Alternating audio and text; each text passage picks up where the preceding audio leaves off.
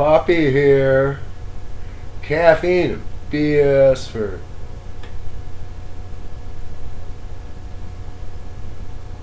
the 1st of July 2019.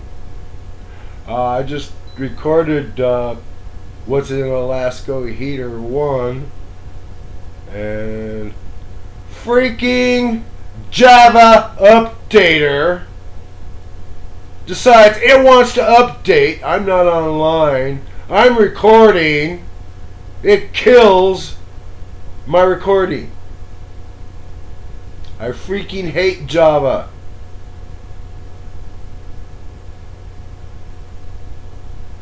If I hadn't had to install a program to do something that had Java in it, it wouldn't be doing this to me.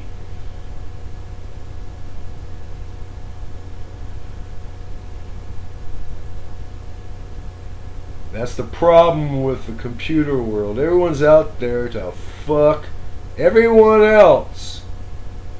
Change the hardware, make it just enough better so everyone's got to have it, and it will not fit with the other people's stuff. Proprietary hardware, proprietary software. Translate, screw the customer more efficiently.